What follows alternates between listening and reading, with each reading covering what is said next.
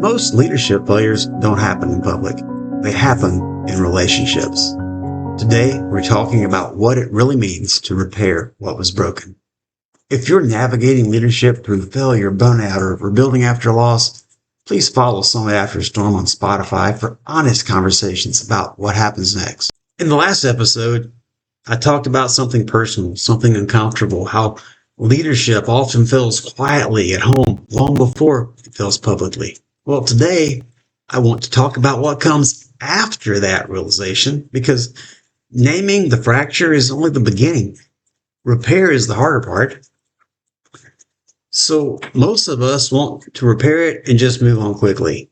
That's how we tend to think in today's society. We got to move past failures quickly and get to the next thing.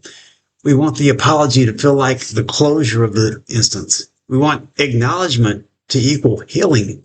We want forgiveness to restore trust instantly, just like that. But real repair doesn't work that way. Saying, I'm sorry, matters, but it doesn't automatically rebuild what was damaged. It opens the door. What happens next determines whether trust slowly returns or quietly stays guarded. Repair is uncomfortable because it requires patience without guarantees.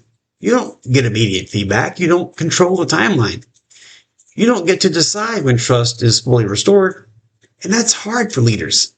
We're wired to fix things, to move forward, and to measure progress. But relational repair doesn't respond to intensity. It responds to consistency. On Kilimanjaro, acclamation was non-negotiable. You couldn't rush it. You couldn't argue with it. You couldn't outwork it. You could take time marks. But if you skip steps or skip dosages, your body paid the price. Proverbs chapter 20, verse 6, many claim to have unfailing love, but a faithful person, who can find?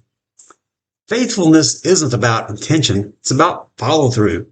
Not what we say we value, but what our patterns reveal over time. Repair isn't about earning forgiveness. It's about becoming trustworthy again. Repair often looks less dramatic than we expect.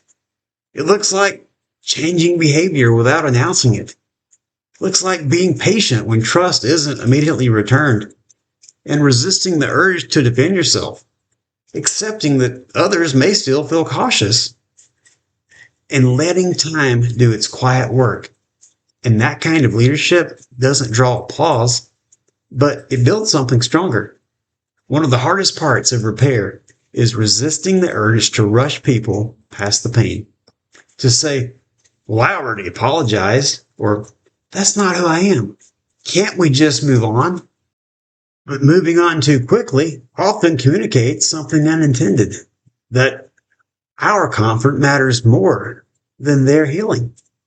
Repair asks us to stay present, even when it would be easier to just move forward. Let me leave you with a few questions.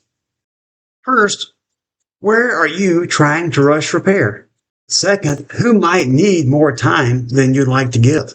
And third, what pattern needs to change? Not just what words need to be spoken. Repair doesn't happen in big moments. It happens in small, repeated choices, slowly, consistently, faithfully.